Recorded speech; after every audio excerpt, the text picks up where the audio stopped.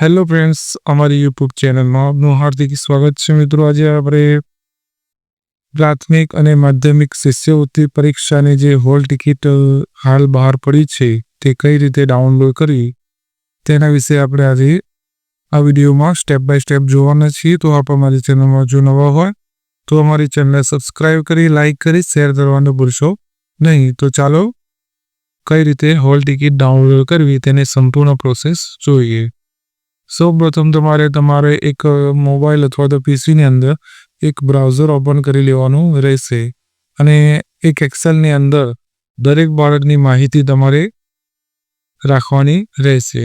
સૌપ્રથમ તમારે ગૂગલમાં સર્ચ કરવાનું રહેશે એસએબી એક્ઝામ, એટલે અહીંયા state examination board Gandhinagar home page તમને જોવા મળશે. તો તેના ઉપર આપણે ક્લિક કરવા રહેશે.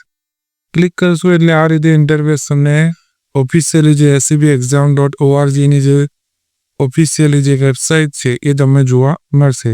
અહીંયા ઉપર તમને અલગ અલગ મેન્યુ જોવા મળશે, જેમાં હોમ છે, apply online, confirm application, print application, fee pay, print hall ticket, print receipt, print result, આ બધી અલગ અલગ કેટેગરી માટેના મેન્યુ છે. તો આપણે અહીંયા પ્રિન્ટ હોલ ટિકિટ છે તેના ઉપર આપણે ક્લિક કરવાનું રહેશે. ક્લિક કરીશું એટલે અહીંયા આપણને પ્રિન્ટ હોલ ટિકિટ એવું ઓપ્શન લખેલું જોવા મળશે, જેમાં દરેક અલગ અલગ ફિલ્ડના ઓપ્શન છે. અહીંયા આપણે પહેલું ઓપ્શન છે primary scholarship exam for standard 6 એટલે ધોરણ 6 માટે છે, અને બીજું છે secondary scholarship exam for standard 9 એટલે 9મા ધોરણ માટે. તો તમારે આપણે જો તમે 9મા ધોરણ માટે ડાઉનલોડ કરવાના હોય તો અહીંયા ક્લિક કરવાનું છે, અને પ્રાઇમરીમાં કરવાના હોય ધોરણ 6 માટે તો અહીંયા ક્લિક કરવાનું રહેશે. તો આપણે હમણાં પ્રાઇમરી સ્કોલરશિપ એક્ઝામ છે તેના ઉપર ક્લિક કરીશું. ત્યારબાદ આપણે અહીંયા કન્ફર્મેશન નંબર છે એ અહીંયા દાખલ કરવાની રહેશે, કે જ્યારે તમે ફોર્મ ભર્યું હોય ત્યારે કન્ફર્મેશન નંબર તમારે દાખલ કરવાનો રહેશે. તો અહીંયા મારો કન્ફર્મેશન નંબર અહીંયા જોઈ લઈએ. તો અહીંયાને કોપી કરું છું. કન્ફર્મેશન નંબર નાખ્યા બાદ અહીંયા સ્ટુડન્ટ આધાર ડાયસ નંબર. હવે અહીંયા બે ઓપ્શન છે, કાં તો સ્ટુડન્ટ આધાર યુઆઈડી નંબર જે શાળામાં એ છે આપેલો છે યુઆઈડી નંબર એ દાખલ કરવાનો છે, અથવા તો કન્ફર્મેશન નંબર જો ભૂલી ગયા હોય, યાદ ના હોય તો એના ફોર્મમાં તમે આ કરી શકો. તો આ બેમાંથી એક તમારે નાખવાનું રહેશે. ત્યારબાદ અહીંયા ડેટ ઓફ બર્થ આપી છે, તો ડેટ ઓફ બર્થ આપણે જોઈ લઈએ તો કે 18/4/2014 છે.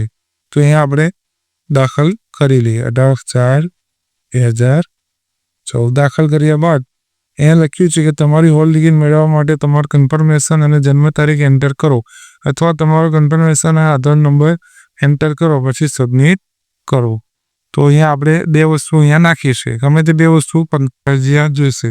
તો અહીંયા આપણે સબમિટ ઉપર ક્લિક કરીશું એટલે અહીંયા તમે જોઈ શકો છો કે આપણી હોલ ટિકિટ જે છે એ ડાઉનલોડ થઈ ગઈ છે. તો અહીંયા તમે જોઈ શકો છો કે રાજ્ય પરીક્ષા બોર્ડની પ્રાઇમરી સ્કોલરશિપ એક્ઝામની પ્રવેશ પત્ર હોલ ટિકિટ અહીંયા તમને જોવા મળશે. અહીંયા પહેલો તમને સીટ નંબર જોવા મળશે, પછી તેનો કન્ફર્મેશન નંબર જોવા મળશે, પેટર્ન નંબર અહીંયા આવેલો છે, પછી તેનું નામ જોવા મળશે, પછી એની શાળાનું નામ અને ક્લસ્ટર તમને જોવા મળશે, તેની જન્મ તારીખ, પછી કઈ તારીખે પરીક્ષા તે તમને જોવા મળશે, પછી પરીક્ષાનો સમય કેટલા વાગે છે તો કે ભાઈ 11 થી 1 છે, અને બ્લોક નંબર ક્યાં છે તો 1 નંબર.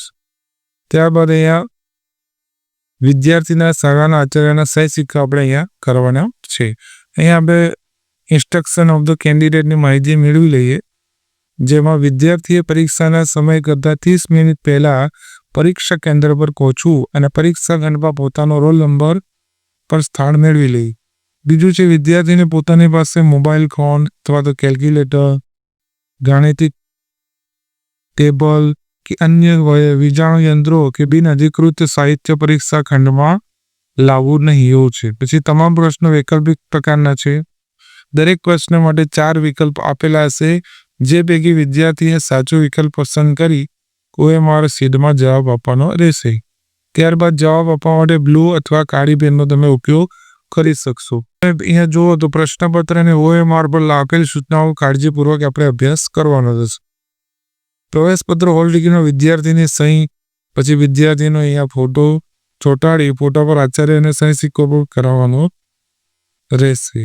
અહીંયા એક્ઝામ ઇન્વિજિલેટર એટલે જ્યાં પરીક્ષા આપવા જાય ત્યાં એમના કમ નિરીક્ષકની સહી આવશે.